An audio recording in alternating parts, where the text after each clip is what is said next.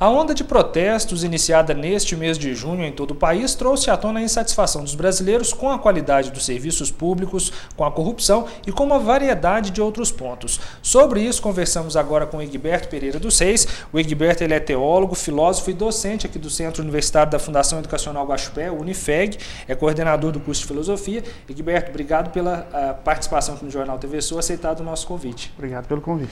O Egberto, a gente falando sobre essas manifestações, né? Para começar a entrevista, a história ela já mostrou em diversos momentos, né, a força dessas manifestações. Então, assim, é algo válido, né, e que realmente traz mudanças.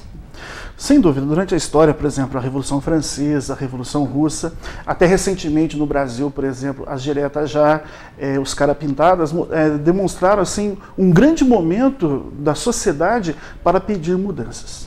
E agora, né, o que normalmente ocasiona esses protestos? Né? A gente vê muitos cartazes, faixas dizendo que contrários, né, à PEC 37, ou às vezes não é só 20 centavos de tarifa de transporte público. Então, assim, o que ocasiona? Né? Existe um estopim, né, para levar as pessoas a terem essa motivação para irem às ruas?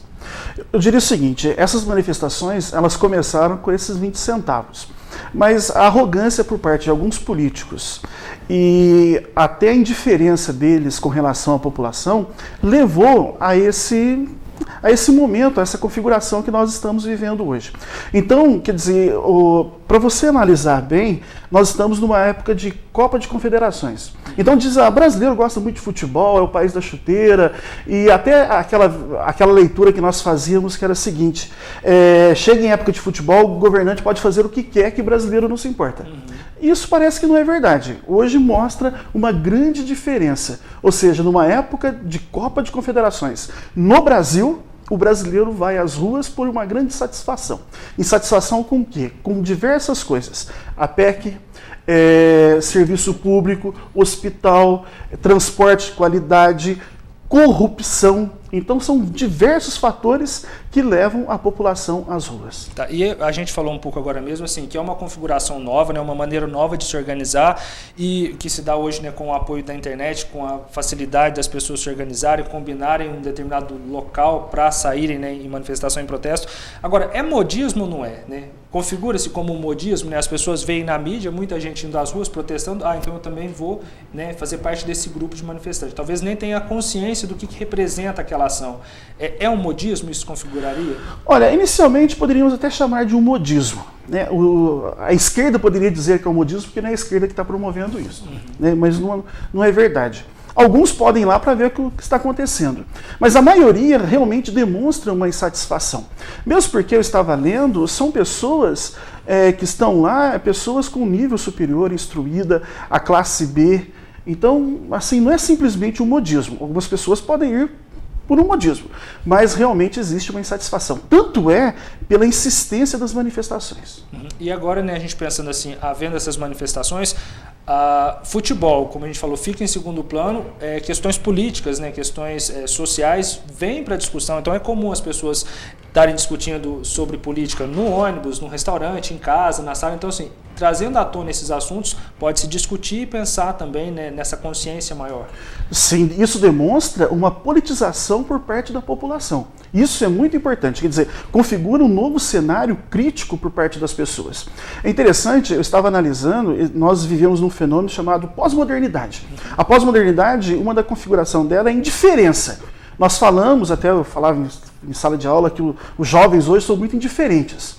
Mas a complexidade do momento é tão difícil de analisar que até essa pós-modernidade está se perdendo. Agora demonstra que os jovens começam a se comprometer com a política e demonstram insatisfação partidária também.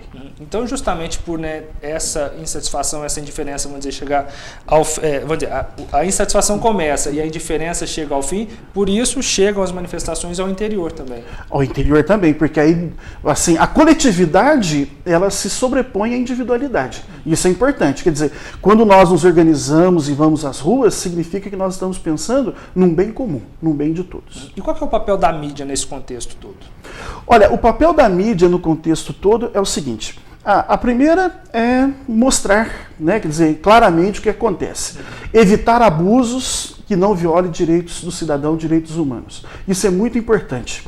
E também a mídia ajuda as pessoas a refletirem o papel dela na sociedade, ou seja, aquilo que a sociedade deve ser mudada. Eu diria que a mídia, ela exerce um quarto poder na sociedade. Né? E esse poder é o poder da informação.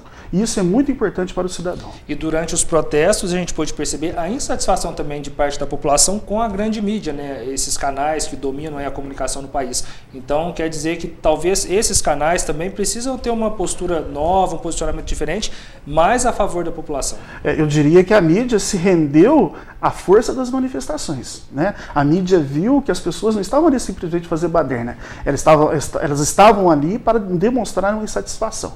E a mídia começou a captar isso, e muito os intelectuais que comentam, que vão à mídia conversar a respeito deste assunto, demonstram que não é simplesmente uma baderna, modismo, mas de fato é um momento único histórico na história do nosso país. Tá certo. E por que acontece, né, vandalismo, né, depredações ao patrimônio público? Isso é consequência, talvez é ponto isolado, e ganha uma proporção maior também na mídia, né? Eu diria o seguinte: primeiro, o fato de uma grande aglomeração das pessoas geram isso. Alguns se aproveitam, alguns vão para fazer vandalismo mesmo, né? Mas a maioria que estão ali, de fato, são pessoas bem intencionadas. Se você pensar numa multidão, a maioria não tivesse bem intencionada, não teria forma de controlar aquela manifestação. Né? Então a maioria de fato demonstra uma insatisfação. Tá. Agora, só para a gente finalizar, infelizmente o nosso tempo é curto aqui, a entrevista já se encaminha para o encerramento. É um momento ideal para acontecer essas manifestações, esses protestos, que a gente sabe que ano que vem é ano de eleição. Então, eu vou dizer, é um aquecimento aí para abrir os olhos dos eleitores e que essa busca, né, por um país melhor, ela continue o ano que vem, que é um ano decisivo. Sim, sem dúvida. Aliás, os partidos políticos estão tentando tirar, vamos dizer assim, uma casquinha dessa situação. Mas a população que está lá não está aceitando. Eles não querem isso, não querem se passar por bobo novamente.